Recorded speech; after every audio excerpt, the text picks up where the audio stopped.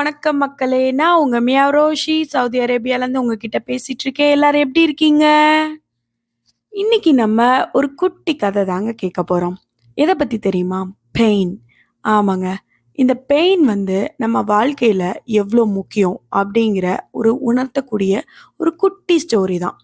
கண்டிப்பா இந்த கதை உங்க எல்லாத்துக்கும் பிடிக்கும்னு நினைக்கிறேன். இப்ப நீங்க யாராவது ஒரு டிப்ரெஷன்லயோ, ஒரு ஆங்கர்லயோ, ச்சே என்னடா இது வாழ்க்கை அப்படின்னு சொல்லிட்டு ஒரு நினைப்புலயோ, இல்ல இது இன்னும் எவ்வளோ நாள் தான் போகப் போகுது அப்படின்னு சொல்லிட்டு என்ன பண்ணனே தெரியாம குழம்பி போயிருக்கீங்களா? அப்படின்னா இந்த கதை உங்களுக்கான கதை தான். வாங்க என்ன கதைன்னு சொல்லிட்டு கேட்கலாம். என்ன கதை அப்படின்னா, ஒரு ஊர்ல ஒரு ராஜா இருக்காருங்க.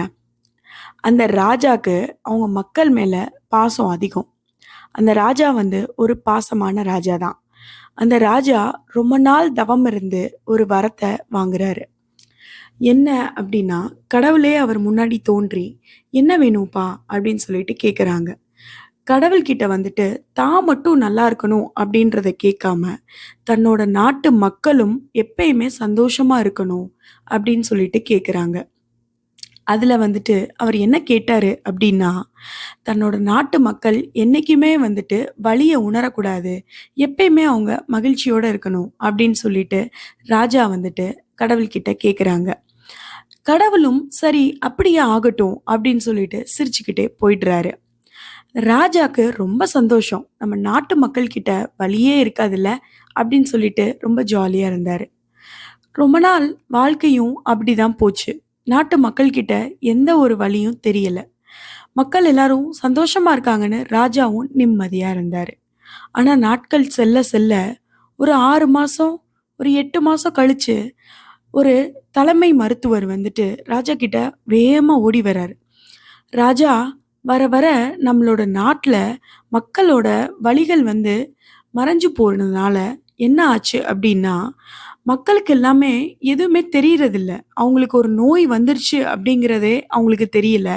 சில பேருக்கு புற்றுநோய் வந்திருக்கு. சில பேருக்கு கை, கால் முறிவு ஏற்பட்டிருக்கு. சில பேருக்கு என்னன்னே தெரியாம ய திடீர் திடீர்னு இறக்க ஆரம்பிச்சுட்டாங்க. இறப்பு சதவீதம் வந்து அதிகமாயிடுச்சு ராஜா அப்படின்னு சொல்றாங்க. ராஜாக்கு ஒண்ணுமே புரியல. என்ன சொல்றீங்க அப்படின்னு சொல்லிட்டு மருத்துவரை பிடிச்சு உலுக்குனோன்னே, மருத்துவர் வந்து, அவங்க யாருக்குமே வலியே தெரியல ராஜா. அவங்க எல்லாருமே ஃபைனல் ஸ்டேஜ்ல தான் என்கிட்ட வந்தாங்க. ஒரு எலும்பு முறிவு ஏற்படுது அப்படின்னா, அவங்களுக்கு வலிச்சாதான் அவங்களுக்கு இந்த மாரி வந்து ஒரு எலும்பு முறிவு ஏற்பட்டிருக்கு. அந்த கை கால்ல வந்து ஏதோ ஒரு பிரச்சனை அப்படின்னே அவங்களுக்கு தெரியும். ஒரு டிசீஸ் வருது அப்படின்னா, அதுக்குரிய வெளிப்பாடா ஏதாவது இருந்திருக்கணும். அவங்களுக்கு ஆனா இது எதுவுமே இல்ல. அதனால என்னாச்சு அப்படின்னா, மக்கள் எல்லாருமே கடைசி ஸ்டேஜுக்கு வந்துட்டாங்க. அதனால நெறைய பேர நம்ம இழக்க வேண்டியது இருக்கு. நெறைய பேருக்கு என்ன நடக்குதுன்னே தெரியல. அப்படின்னு சொல்லிட்டு ராஜா சொல்லவும், ராஜாக்கு இத தெரியப்படுத்தவும் என்னாச்சு அப்படின்னா, ராஜாக்கு ஒரு நிமிஷம் ஸ்டன் ஆயிடுச்சு. அவருக்கு ஒண்ணுமே புரியல. அச்சச்சோ! நம்ம என்ன பண்ணிட்டோம்? அப்படின்னு சொல்லிட்டு அவரு அழ ஆரம்பிச்சுட்டாரு. அழுதுகிட்டே திரும்பவும் அவரு கடவுள நோக்கி கைகூப்பி கதற ஆரம்பிச்சுட்டாரு. கடவுளே! நீங்க திரும்ப இங்க வாங்களேன்.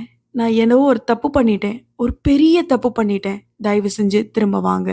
அப்படின்னு சொல்லிட்டு அவரோட கூக்குரல கேட்ட கடவுளும் இறங்கி வந்தாரு. இறங்கி வந்தோனே கடவுள்கிட்ட அவரு மன்றாடினாரு. கடவுளே! இந்த மாதிரி நான் ஒரு பெரிய தப்பு பண்ணிட்டேன். வலி வந்துச்சுன்னா தான் மக்கள் வந்து அது என்னன்னே கவனிப்பாங்க. அப்படிங்கிறத நான் மறந்துட்டேன். தயவு செஞ்சு என்கிட்ட இருந்து நான் கேட்ட அந்த இத எடுத்துருங்க. எனக்கு எதுவுமே வேணாம். எனக்கு நிம்மதியும், சந்தோஷம் மட்டும் இருந்தா போதும். நான் எதுவுமே கேட்கல. அதது அதோட இடத்துல இருந்தா போதும்.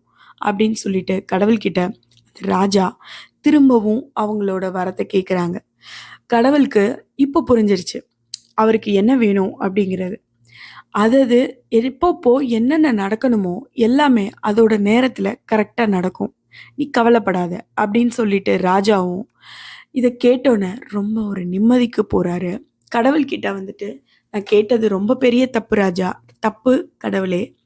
என்ன மன்னிச்சிருங்க." அப்படின்னு சொல்லிட்டு கடவுள்கிட்ட அவரோட வணக்கத்த தெரிவிச்சுட்டு, அவங்க திரும்ப நாட்ட கவனிக்கிறதுக்கு கிளம்பிடுறாங்க. என்ன மக்களே! இதுலருந்து உங்களுக்கு என்ன தெரிஞ்சுது? நமக்கு எதுக்காக வந்துட்டு இந்த வலி வந்து வருது? இந்த ஒரு ஃப்ரஸ்ட்ரேஷன், ஒரு டிசப்பாயின்ட்மெண்ட், அதுக்கப்புறம் நம்மோட டிப்ரஷன் இது எல்லாமே எதோட அறிகுறி? இந்த பெயின்லாம் நம்மகிட்ட இல்ல அப்டின்னா நம்ம வாழ்க்கை என்ன ஆகும்?